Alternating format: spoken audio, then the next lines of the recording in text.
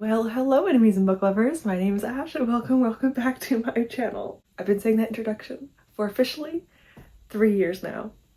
So exciting. I have been doing BookTube for 3 years, officially starting, well, tomorrow my time, yesterday your time. My actual BookTube anniversary is on the 2nd, and I'm gonna be uploading until the 3rd. So it's one day late, but it's fine. I put my first video out exactly 3 years ago today. Last year I did a tag for this. I decided to just put this in a wrap-up video. I don't really think it needs a whole separate celebration. So for everyone that has been here either since the beginning, since last year, from 2 years ago, since I started my channel, since yesterday, thank you so much for being here. I appreciate you guys so much. You are the reason why I continue making videos. Of course, I could say that numbers don't matter and that I do this because of myself, which I do. I think I do this mostly for myself because I wouldn't have been continuing for 3 years. I don't have any monetary gain right now, but that doesn't really matter to me. It's like, I feel like I'm getting a bunch of other things in return. The community is amazing. The people I've met, the people I converse with, people I spend time with. Yesterday I did sprints and I love doing sprints now. I love talking to people and just being with people that are just so kind and amazing. And I don't know, this community is amazing. I know that there are going to be eventually negatives, and I definitely think there are negatives, but I think for the most part, and primarily, it's a good place to be. It's such a privilege to be on here, continue to be on here, and to meet amazing people all the time, and just, you know, read some amazing books with amazing people, and just spend time with you guys. So yes, 3 years. Let's hope there's another 3 to come because I love being on BookTube. It's such a good time. I love being here and hopefully that will continue throughout the future and I will actually continue to make videos because I really would like to do that. But we are here for the most part to talk about the books I read in April. Now, March was an amazing reading month. April, on the other hand, was decent. It wasn't the best, okay? So let's talk about what books and how many books I read and discuss the books. So in total I read 8 books. 2 of them were graphic novels and they were like 15 minutes each to read. So I wouldn't really count them. There's actually a few really short books on this list. There's 2 novellas, 2 graphic novels. So for the most part, there's not a whole lot of books I read. I didn't have a whole lot of reading, but that's fine. I forgot to do the page count. I will put it on the video right here. So I'll put on the video how much pages I read. Probably not as much as I would like, but you know what? I didn't have a great reading month in April, so it's fine. I had 1 DNF, 2 books without ratings because I do not rate my graphic novels or manga, so I did not rate the 2 graphic novels I read. There are 3 3 stars, 1 3.5 stars, 1 3.75 stars, and 1 4 stars. So every single book on this list is from 3 to 4, which is just an okay month. 3.5 and 4 are my average rating, so the fact that I got a few that were under that is unfortunate. Let's just start with my DNF, just to get this one over with pretty quickly. I don't even remember much about this. I only read 10% of it, so I didn't give it much of a shot. But let's just talk about this one first, because I just want to like kind of get rid of the DNF first, because DNFs aren't the most exciting thing to talk about. This was my free ebook I received from one of my past events that happened. This is by Lainey Clover, and this is Soul Taker. But this one, I had interesting feelings on. It's like a competition. It's a why choose romance with competition aspects of it. We're following the female character, Cammy. She's actually really cool. She's a fae dryad necromancer or something akin to one of those things or all those things, which was actually pretty cool. We have Cammy, who we begin with her in a field and she's trying to like trick people to come to her. It gives me definitely like Hunger Games vibes. It doesn't give me Hunger Games politically, but it gives me the Hunger Games as in like there's a deadly competition and you have to survive in order to get something in return. I don't even know what this book is about. I'm gonna be honest with you. I didn't really read enough and I also just don't know if I care enough, which sounds really mean, but like I just don't. But there are 4 love interests. The only one I actually cared about wasn't gonna show up for a while and he has the white hair and that's like my weakness. I have a lot of white haired fictional crushes, so the fact that the one character I actually cared about wasn't in it until later on, it just didn't really give me that much interest in this book. I just DNF'd it because the writing wasn't really for me. The characters weren't that, in my opinion, fleshed out. It was only 10%. I didn't give it a fair enough shot to really give it that much of a good criticism. So I would recommend obviously reading it to see if you actually enjoy it or not, but it wasn't for me. I just was reading it and it just wasn't really feeling right for me. A lot better than March in regards to DNF. I only had 1 instead of 4, so that's positive. The next 2 books are graphic novels that I read in March. I read volume 1 and volume 2 of The Last Session, which is a D&D graphic novel kind of series. All of these are on my Hoopla app and they are very short. I mean, under 30 pages each. So it took me 15 minutes or so to read these, probably even less than that. And I had a good time with it. It doesn't have the highest ratings on Goodreads and I'm not entirely sure why. I mean, yeah, they're a bit short, so it makes it hard to kind of get really invested in. I did like the first volume. It follows a bunch of different people, obviously, who are kind of joining together for a D&D group. And there's one person who they're not as inclined to play with It's very realistic, I'll be honest with you. If you've never played D&D, there's usually a party dynamic, and sometimes people are introduced who don't really mesh really well with the party dynamic, and that does happen. It happens to me too. So I completely get this happening in real life. A Dragonborn bard is the person in question, and she seems to kind of get them in trouble a lot because she kind of just like is clumsy and she always fails her checks, and she tries to do things that don't really work, or maybe they do work but they're just really, really out there. And so the group doesn't always love those things, and that mostly gets talked about in the second volume. The first volume is kind of just them coming together for the first time in a long time and finishing their campaign. It spoke to me in a lot of ways. I really did enjoy it. I don't think it was like the best thing I've ever read because of the fact that it's so short. It could have had a lot more things in it if it was a bit longer, but I still liked it. I like the art style. I like the concept of these bunch of adults that are coming together finally after years of not seeing each other and playing D&D again. Might continue in the future, might not. Like I said, I'm kind of indifferent on it. I did like it more than I disliked it, but we'll see what happens. I might read it again in the future or continue it in the future. Okay, I'm gonna go quickly over my shorter books now because there's a few novellas and there's just a few books that are under 200 pages, so I'm gonna talk about those ones first. The first one I'm going to be talking about is by James S.A. Corey. This is The Vital Abyss. I gave this one a 3 stars. This is a novella in between book 5 and book 6 in the Expanse series. I liked it. I didn't really know what was happening half the time, and I don't know if that was a me problem. I think I was zoning out. Again, April wasn't a great reading month for me, so I think I was just kind of out of my own head the entire month. So I just don't know if it was me or if it was just the book, because it was really hard to tell. This was a very short novella. It follows a scientist, someone who does something that's from the prior books I can't say anything about, and we're kind of just following him with a bunch of other people on the side, his own inner thoughts and feelings about things that have happened in this universe, and don't like him at all. I don't think you're supposed to, and I don't think you're supposed to like anyone really in this novella. It was an interesting time, but it wasn't bad. It just was kind of like, why am I reading this and what's happening half the time? There's not really much of a clear-cut picture for me, at least, as to what is going on or like who this character is. It's kind of just read this and you'll figure it out as you go, and as you get to the ending you'll know more. And it kind of worked out that way, but I also was confused half the time. But again, not bad. I was just confused. Still somewhat enjoyable. I still love the Expanse series and James S.A. Corey's work, so not complaining too much, at least. With another 3 stars, we have the next book, which is Painted All Red. This is by S.T. Abbey, and this is the final book in the Mind F series. Again, gave us a 3 stars, which isn't ideal. This is the last book in a series. I really liked the book that came before this. I think it was the 4th book out of 5, I think at least. And this one, I just gave it a 3. I didn't really care about it. I feel like this series was just a little bit repetitive, and I didn't love that. I kind of just wanted it to just continue and just stop doing the same things over and over again. I don't think it was just for me. The romance was too fast. There's 5 books. I mean, they're all under 200 pages, so I can't say too much about that, but it was a very fast burn. The characters get together within the first book, and again, it's only under 200 pages, so they get together within 200 pages, and I just wanted it to take a little bit longer for the relationship to build.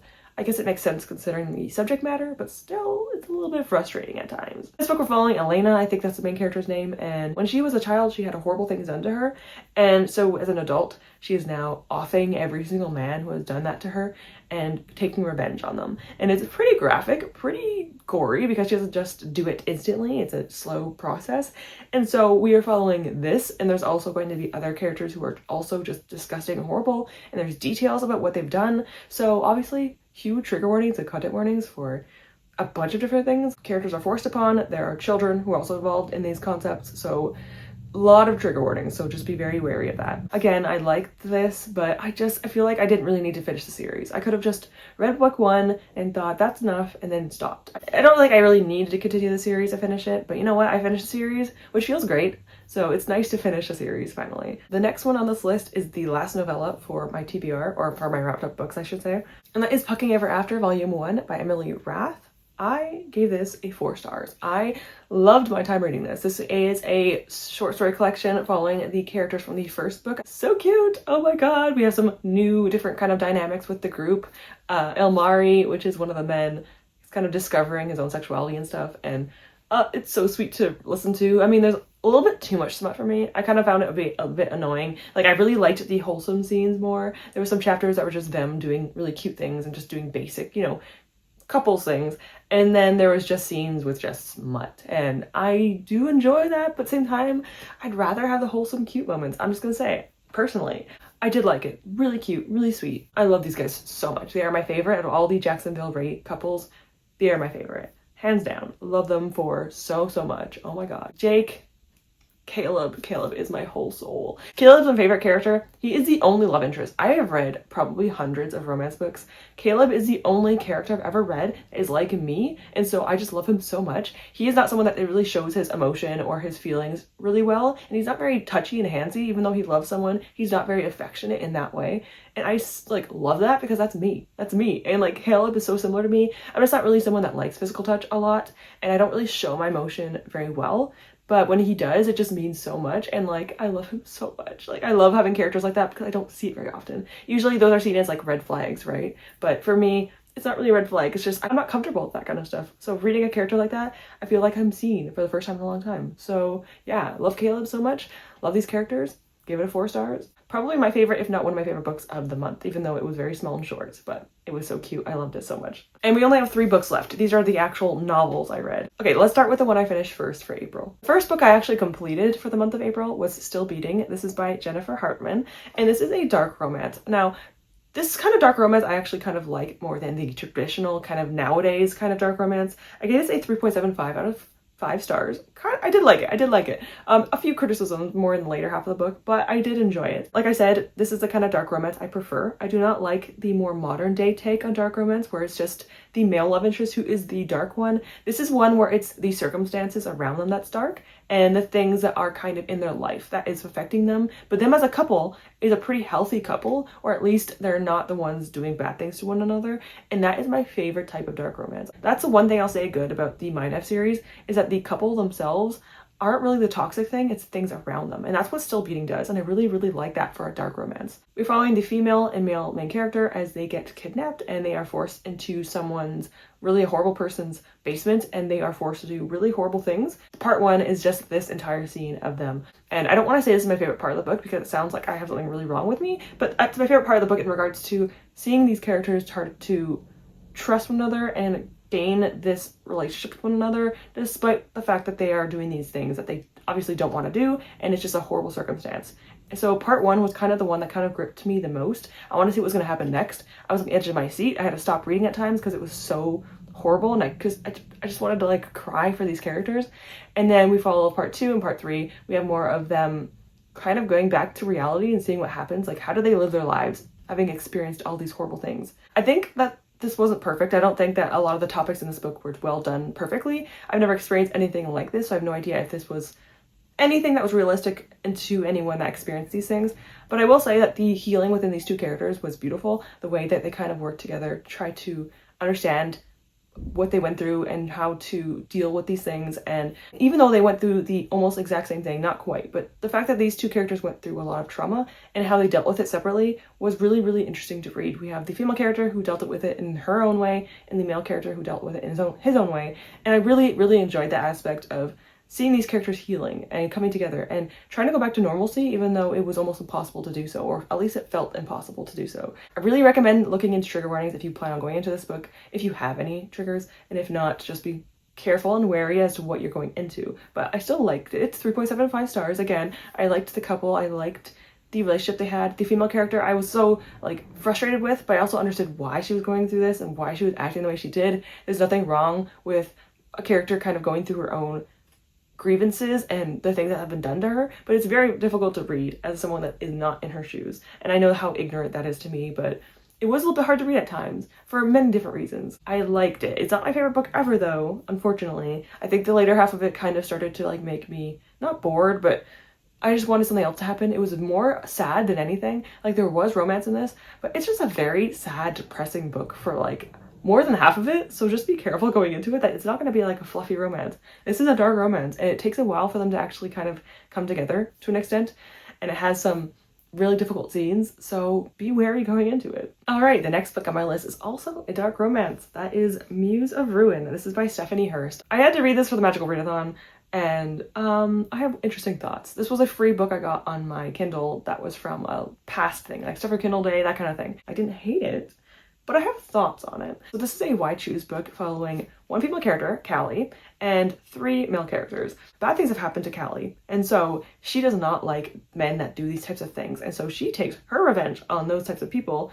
with, you know, a knife. So again, dark topics within this book again as well. And then we have the Titans, who are kind of like cops, I guess you could say. I guess they're like the cops of this world, and they're kind of like delivering justice.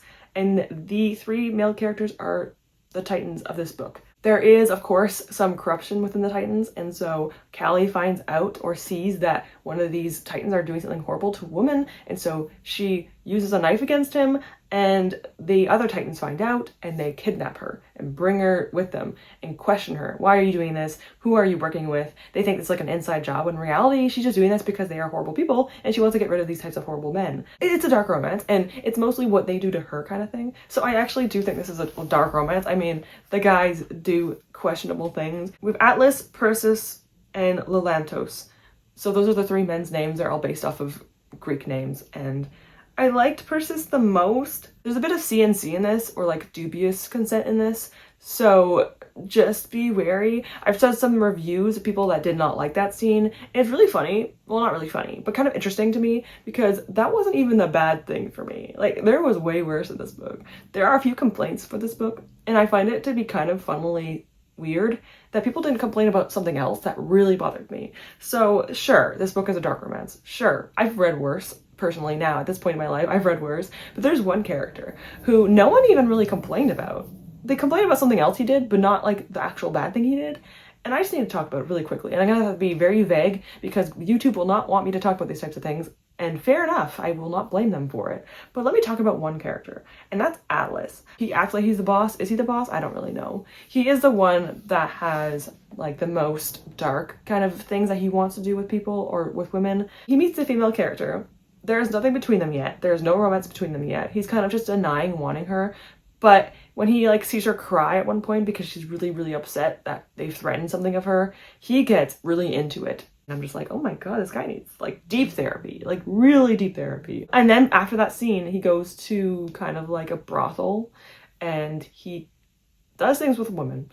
And people in the reviews are saying that they didn't like that he was doing things with another character after meeting the female main character, and they thought that they just don't like that. They don't like the fact that the male love interest is doing something while she's already in the scene. They think it's kind of like cheating, but like they never really did anything together, so there is no cheating involved. But like no one complained about what he did to the female character. I don't understand how no one thought that Atlas is a disgusting human being. Atlas needs to go to jail, and I'm not just saying that because of what I saw prior to the scene with the brothel. He needs to go to jail. It was so disgusting. I don't even know what to say because I don't think I could say what he did. I'll say it vaguely, so if you don't want to hear any details about this, don't listen. It's gonna be vague. I'm not gonna go into details. But essentially, Atlas has really messed up needs, and to fulfill those, he goes to this brothel, and he has the female client sign a waiver that pretty much says, these are all the things I can do to you, these are all the things that you will allow me to do to you, and you cannot say no. There are no safe words, there's no saying I don't consent anymore. You just have to do anything I say, and you have to let me do it. And if you sign this paper, you're giving everything to me, all your rights, all your consent, you're giving to me if you sign this paper. And you get an extreme amount of money, like a lot of money for this. And so the female client signs the paper, and she goes into the room, and at first, maybe she's enjoying it. And in the scene, at first she was, but then she starts to cry, and clearly not like it. He's not stopping. He's continuing to do it because he likes it. And clearly he's aware that she does not like this anymore. But she signed a piece of paper, so it doesn't matter. It's her fault for signing the paper. Like, she's a greedy B-word because she signed the paper and she doesn't care about herself, but she cares about money. And so she deserves this. Yeah, he kind of says these kind of things mentally in his own mind, which is, oh my god, what is wrong with this man? What is wrong with this man? And then after that, he uses a needle to give her a sedative that pretty much paralyzes her. She's still completely aware of what's happening. She can still feel everything. She can still see everything, smell, hear, whatever, but she cannot move. She cannot move. And so he takes her off of the implement he put her on the bed, and she's paralyzed. And he does things to her while she's paralyzed. I don't even know what to say. It is disgusting. No one in the reviews talked about him in a bad way. I don't think anyone really did. They were complaining that he was with another woman instead of talking about the horrible things he said and did. I don't understand. I wanted to DNF the book the moment this scene happened. It didn't really ever get this bad again. He does things with the main character, but at least she's like into it. When he's with the other woman, they're clearly onto it. And I want to say this. You can take away your consent at any time. A piece of paper does not mean that you cannot give away your consent anymore. If you don't want to do something anymore, a signature on a piece of paper does not make it okay to do all these things, okay? You can revoke consent. You can say, hey, you know what? I don't like this anymore. Stop. You should be able to. Atlas does not care because you signed a piece of paper. It doesn't matter. There's no safe words. There's nothing you can say. Nothing you can do. You're not even allowed to talk to me. You have to just allow everything to happen to you that I am doing to you. And that is disgusting. Put this man in jail. I hate this man so much. The only reason why I didn't give it a lower rating is because other than that one scene, I didn't hate the book. But you know what? It wasn't the best thing ever. It wasn't the best book ever. That scene, though, made me want to find Atlas and pew pew him. Or be Callie and use her blades against him. I don't know how she let him live. Like, he's doing these horrible things to women. I don't understand. Of course, they have to deliver justice to anyone that's done harm to women. Oh, this person is actually secretly making these women do things against their will. We have to stop her. But Atlas. Regardless, I need to stop. The only good thing I will say, though, is that all the male characters are in their 30s and the female protagonist is 24. So that was actually pretty good. It's like an age gap, but she's 24. So I didn't feel like it was a creepy age gap. And they didn't know each other when they were younger. So I made it okay. I'm gonna move on from this book because I'm getting heated. It's my 3-year BookTube anniversary. I don't want to start getting heated over these characters. They're not worth my time. So we're gonna move on to the last book. We have one book left, and thankfully this was a very easy, happy, more carefree book. One that has more positives than negatives. So let's get into that. Let's get into the final book, the way more happy one, a little more contemporary, happy, no dark vibes at all. And that is The Flat Share. This is by Beth O'Leary. I guess it's 3.5 stars. Again, I think April was just not my month for reading. I don't know what it was, but I still liked this book. It was so cute and so simple and so sweet. I had a good time with it. I liked the beginning. The middle kind of dragged for me, but I did like the end. The Flat Share is about 2 characters, Tiffy and Leon. Tiffy is a character who needs a place to live. Obviously, it's a bit expensive to live nowadays, and so she needs someone to kind of share some space with so they can kind of divide the rent for the month. And so she ends up finding Leon, who is someone that works in the medical field, and he usually works night shifts. So he sleeps during the day and goes to work at night, and Tiffy's schedule is the opposite. So they end up becoming roommates or flatmates, and they don't really ever see each other because they are working separate shifts. And so they kind of take turns kind of alternating between whose is who. They use post-it notes to communicate with one another. It's really sweet and really cute. Again, it's a contemporary romance. Although, again, there's a little bit of darker themes within this book. There's a pretty decent emphasis on that relationship from Tiffy's past, and it's actually pretty hard to read at times. I kind of enjoy the fact that there are separate plot lines or separate kind of things happening alongside these 2 characters, and it makes it really interesting. We also have Leon, who has a brother who's in jail, and he believes that he is falsely incarcerated. And so that's a really cool concept on Leon's side. You also see different POVs, so you see Tiffy and Leon's POVs. Tiffy's is a lot more what we usually read in books.